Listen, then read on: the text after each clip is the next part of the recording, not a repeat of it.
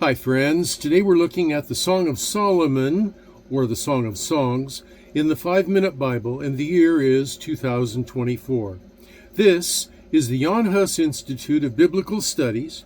I'm your old pal PapaDale, and I'm a retired pastor, teacher, theologian, and professor with over 50 years of service to the Lord Jesus Christ. Now, if you want to know more about me, there are other videos on this playlist, but for now, let's get moving.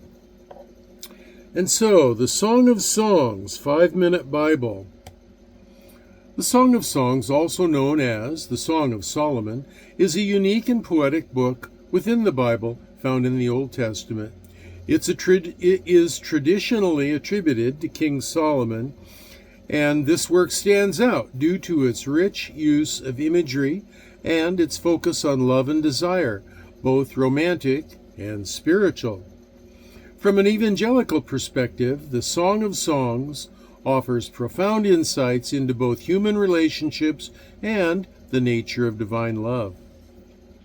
At its core, the Song of Songs celebrates the beauty of love between a bride, often interpreted as the Shulammite woman, and her groom, often interpreted as Solomon.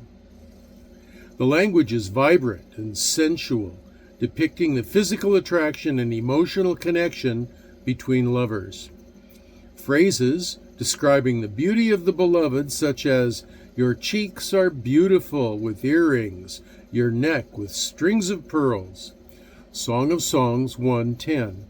These highlight the joy and admiration inherent in romantic relationships. This portrayal affirms that love, including physical attraction, is a created good by God and plays a crucial role in human life.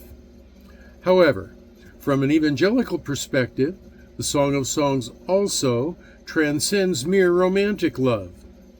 Many theologians interpret the book as an allegorical representation of the love between Christ and the church.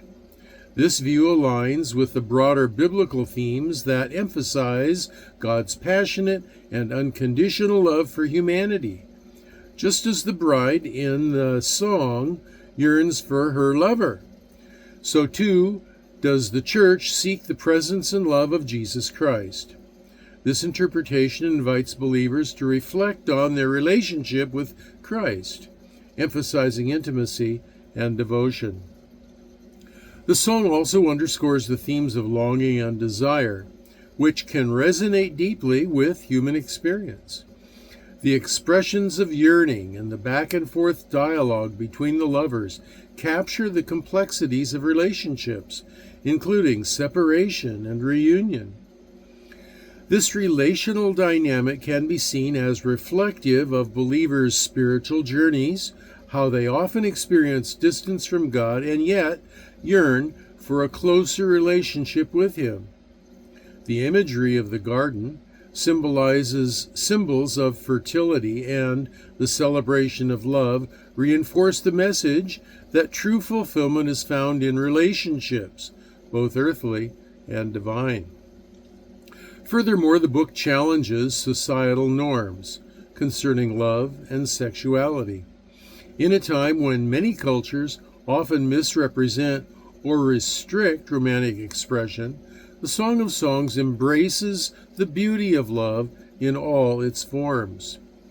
This reminds evangelical readers that love should be celebrated within the context of commitment. The book encourages a healthy, respectful approach to love and intimacy, highlighting the importance of mutual desire and consent. Ultimately, the Song of Songs invites readers into a deeper understanding of love, love that is real, love that is passionate, love that is reflective of God's own heart. It can inspire couples to cultivate intimacy in their own relationships while also drawing individuals closer to God through the acknowledgement of His desire for a personal relationship with each believer. Whether viewed as a celebration of human love or as an allegory of divine love, the Song of Songs remains a profound testament to the beauty of love, urging believers to embrace both their earthly relationships and their heavenly calling. Personally, I think that there's some of both the physical aspect of love as well as the spiritual aspect of love that is the intended meaning in the Song of Songs.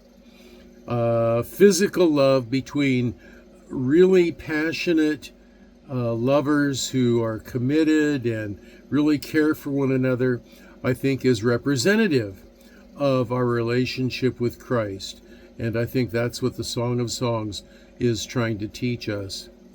And so, I'm your old pal PapaDale. This is the year 2024. The lecture you just watched is the Song of Songs from the 5-Minute Bible for the Jan Hus Institute of Biblical Studies. And so I'm signing off for now and saying I'll be praying for you.